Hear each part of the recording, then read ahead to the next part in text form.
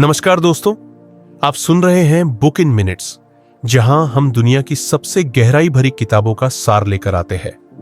कुछ ही मिनटों में आपकी जिंदगी में सच्ची शांति और समझ लाने के लिए। आज की इस यात्रा में हम बात करेंगे एक ऐसी किताब की जो लाखों लोगों की सोच, जीवन और आत्मा को बदल चुकी है।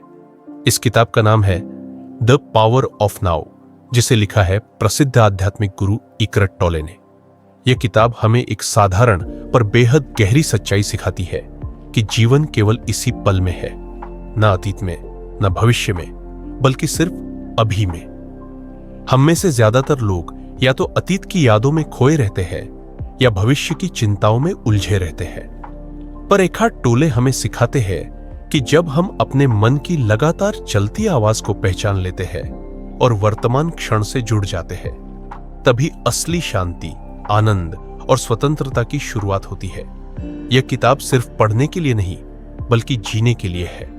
यह हमें बताती है कि मन की कैद से बाहर निकलकर कैसे हम अपने भीतर की चेतना को पहचान सकते हैं। इस यात्रा में हम एक एक अध्याय के माध्यम से समझेंगे कि नाउ यानी यह वर्तमान क्षण क्यों इतना शक्तिशाली है और कैसे इसका अनुभव हमारी पूरी जिंदगी को बदल सकता है। तो आइए अपनी आंखें बंद करें, एक गहरी सांस लें और साथ चले इस आत्मिक यात्रा पर, जहां हम सीखेंगे द पावर ऑफ नाउ का सच्चा अर्थ। किताब के पहले अध्याय में इकरट टोले हमें बताते हैं कि हमारा मन हमारा सबसे बड़ा साथी भी है और सबसे बड़ा दुश्मन भी।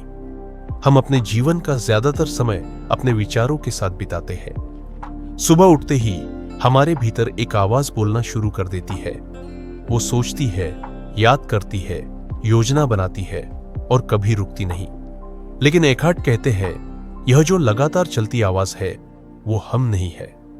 हम उस आवाज के पीछे की चेतना है, वो जो इस आवाज को सुन रही है। यही समझ इस किताब का पहला और सबसे महत्वपूर्ण कदम है कि हमें अपने मन से अलग होकर उसे एक दर्शक की तरह देखना सीखना होगा। जब हम अपने विचारों के साथ पूरी तरह जुड़ जाते हैं तो हम एक मानसिक कैद में फंस जाते हैं। हमारे अतीत की यादें और भविष्य की चिंताएं हमारे वर्तमान पल को पूरी तरह निगल लेती है। हम दुखी इसलिए नहीं होते कि जीवन कठिन है, बल्कि इसलिए कि हम वर्तमान में जीना भूल गए हैं। इकरट कहते हैं, दर्द हमेशा प्रतिरोध के परिणाम के रूप में होता है। यानी जब हम उस चीज को स्वीकार नहीं करते जो अभी हमारे सामने है, तभी पीड़ा जन्म लेती है। चैप्टर 2 हमें ले जाता है एक और गहरी समझ की ओर। वो कहते हैं, मन को शांत करने की कोशिश मत करो, बस उसे देखो। जैसे ही तुम अपने विचारों को देखना शुरू करते हो, एक जागरूकता भीतर उभरती है। यह वही चेतना है जो मन से परे है। यह वही नाव की शक्ति है। इस क्षण में जब तुम पूरी तरह उपस्थित हो जाते हो तो तुम्हारे भीतर एक अजीब सी शांति फैलने लगती है। विचार आते हैं पर तुम उन्हें पकड़ते नहीं, बस गुजरने देते हो, जैसे बादल आसमान में गुजरते हैं। चैप्टर 3 में इकरट बताते हैं कि हमारा अहंकार यानी ईगो हमारे मन की सबसे गहरी जड़ है। ईगो को अपनी पहचान चाहिए। वो चाहता है मैं सबसे अलग, सबसे बड़ा, सबसे सही लगूं, और इसी चाह में हम अपने आप को दूसरों से तुलना करने लगते हैं। अपनी खुशी को बाहरी चीजों से जोड़ लेते हैं, पैसे, रिश्ते, सफलता, पहचान। लेकिन यही तो दुख की जड़ है, क्योंकि जब वो चीजें बदल जाती है तो हमारी पहचान भी टूट जाती है। इकरट कहते हैं, जब तुम अपने विचारों, अपने अहंकार और अपनी पहचान से अलग होना सीख जाओगे, तब तुम सच्ची आजादी महसूस करोगे। अब कल्पना करो, एक ऐसा पल जब कोई विचार नहीं है, कोई चिंता नहीं है, बस तुम हो और यह क्षण है। वो पल वही नाव है, वही जीवन का असली स्वाद है। तो इन पहले 3 अध्यायों का सार यही है, मन को रोकना नहीं, बस देखना है। वर्तमान से भागना नहीं, बस उसमें रहना है। और मैं से बाहर निकलकर उस चेतना को पहचानना है जो सब देख रही है। चैप्टर 4 हमें सिखाता है कि वर्तमान क्षण से जुड़ने का असली मतलब क्या है। इकरट कहते हैं, अभी इस पल में जो भी हो रहा है उसे पूरी तरह स्वीकार करो। रेजिस्टेंस मत करो, क्योंकि जो है वही होना था। जब हम किसी पल का विरोध करते हैं चाहे वो दर्द हो, गुस्सा हो या कोई परेशानी, तो हम उस पल की शक्ति खो देते हैं। लेकिन जब हम यस कहते हैं जीवन के हर अनुभव को, तो अचानक सब कुछ बदल जाता है, क्योंकि उस क्षण में तुम अब लड़ नहीं रहे, बस हो रहे हो।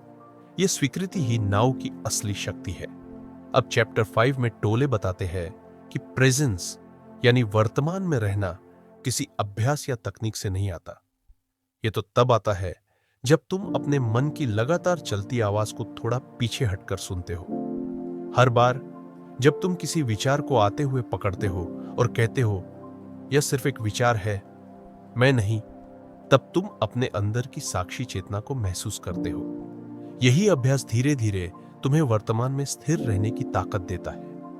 ईकर्ट कहते हैं, be the space for thoughts, not the thought itself. मतलब अपने मन के विचारों को जगह दो, पर उनसे अपनी पहचान मत जोड़ो। चैप्टर 6 में बात होती है बॉडी अवेयरनेस की। टोले समझाते हैं कि हमारा शरीर हमारे भीतर की चेतना से सीधा जुड़ा हुआ है। जब भी तुम्हें तनाव या बेचैनी महसूस हो, अपनी सांस पर ध्यान दो। महसूस करो कि हवा कैसे भीतर जाती है और धीरे धीरे बाहर निकलती है। यह साधारण अभ्यास तुम्हें मन से हटाकर शरीर में लाता है, और जब तुम शरीर में उतरते हो तो स्वाभाविक रूप से वर्तमान में पहुंच जाते हो, क्योंकि शरीर हमेशा अब में है, वो अतीत या भविष्य में नहीं जाता। एकार्ट कहते हैं, feel your inner body and you'll find peace. Chapter 7 में एकार्ट टोले एक बहुत सुंदर बात कहते हैं कि दुख असल में एक पेन बॉडी है जो हमारे अंदर जमा हुआ होता है। हर बार जब कोई पुराना दर्द, गुस्सा या दुखद याद जागती है, तो वो पेन बॉडी सक्रिय हो जाता है। हम उसे दो तरीकों से देख सकते हैं, या तो उसके साथ बह जाए या उसे देखें बिना प्रतिक्रिया दिए। जब हम उसे बस देखते हैं बिना जज किए, तो वो धीरे धीरे अपनी शक्ति खो देता है, क्योंकि ध्यान का प्रकाश हर अंधकार को घोल देता है। एकार्ट कहते हैं, don't fight your pain, observe it and it will dissolve. अब जरा रुके, एक गहरी सांस लें और अपने भीतर महसूस करें कि आपके अंदर भी वही चेतना है जो इस पूरे अस्तित्व में बह रही है। यह क्षण ही जीवन है। यह सांस, यह धड़कन, यह शांति, यही पावर ऑफ नाउ है। तो इन 4 अध्यायों का सार यही है, जीवन को स्वीकार करो, मन को देखो, शरीर को महसूस करो और अपने दुख को प्रकाश में घोल दो। जब तुम ऐसा करते हो तो तुम उस चेतना को छूने लगते हो जो सदैव स्थिर, शांत और अनंत है। चैप्टर 8 हमें इनलाइटेंड रिलेशनशिप्स के बारे में बताता है। एकार्ट टोले कहते हैं कि संबंध तभी दुखद बनते हैं जब हम उनसे अपनी पहचान जोड़ लेते हैं। जब हम उम्मीद करते हैं कि दूसरा व्यक्ति हमें पूरा करे, तो हम उन्हें एक जरूरत बना देते हैं। लेकिन जब तुम वर्तमान क्षण में जीना सीखते हो, तो प्यार अब निर्भरता नहीं रहता, वो उपस्थिति बन जाता है।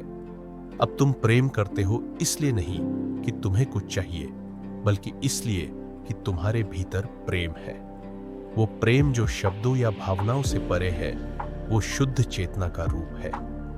चैप्टर 9 में एकार्ट इनर स्टिलनेस की बात करते हैं। वो कहते हैं, मन की सारी हलचल के पीछे एक ऐसी शांति है जो कभी नहीं बदलती। यह शांति तुम्हारे भीतर हमेशा रहती है, बस तुम्हारा ध्यान उस पर नहीं होता। जब तुम प्रकृति को देखते हो, आसमान को, पेड़ों को या किसी बच्चे की मुस्कान को, वो जो पल है जिसमें तुम पूरी तरह खो जाते हो, वही इनर स्टिलनेस है। उस पल में तुम हो पर सोच नहीं रहे होते। यही असली ध्यान है, यही नाव की अनुभूति है। चैप्टर 10 में एकार्ट सरेंडर की शक्ति समझाते हैं। लोग अक्सर सोचते हैं कि समर्पण का मतलब हार मानना है, लेकिन यहां समर्पण का अर्थ है जो कुछ भी इस क्षण में हो रहा है उसे स्वीकार कर लेना। जब तुम जीवन से लड़ना छोड़ देते हो, तो जीवन खुद तुम्हारा सहयोगी बन जाता है।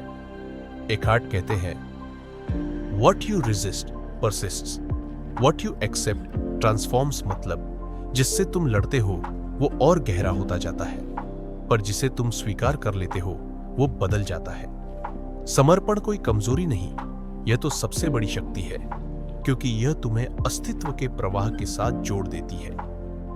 अब किताब अपने अंतिम संदेश की ओर बढ़ती है, awakening to your true self. जब तुम यह पहचान लेते हो कि तुम अपने विचार, भावनाएं या शरीर नहीं हो, बल्कि वह चेतना हो जो इन सबको देख रही है, तब तुम्हारे भीतर एक नई रोशनी जल उठती है। अब तुम किसी बात को लेकर अतीत में नहीं अटकते, भविष्य की चिंता नहीं करते, क्योंकि तुम्हें पता है जीवन हमेशा अभी में है। एकार्ट कहते हैं, life is not waiting for something to happen, life is happening now. और यही है द पावर ऑफ नाउ। जब तुम हर पल को पूरी जागरूकता से जीना सीख जाते हो, तो दुख, भय और तनाव धीरे धीरे मिटने लगते हैं। तुम्हारे भीतर एक स्थिर, शांत और गहरी खुशी जन्म लेती है, जो किसी भी बाहरी चीज पर निर्भर नहीं होती। वो खुशी जो बस होने से आती है। अब कुछ पल के लिए अपनी आंखें बंद करो, एक गहरी सांस लो और महसूस करो, यह सांस, यह पल, यही तुम्हारा सच्चा घर है। तुम वही चेतना हो जो हर चीज को देख रही है, जो हर अनुभव में विद्यमान है। यही नाव की शक्ति है, द पावर ऑफ नाउ। यदि आपको यह सार पसंद आया हो तो बुक इन मिनट्स चैनल को जरूर सब्सक्राइब करें। हम हर सप्ताह आपके लिए एक नई किताब का सार लेकर आएंगे, ताकि ज्ञान और चेतना की यह रोशनी आपके जीवन में भी उजाला भर सके।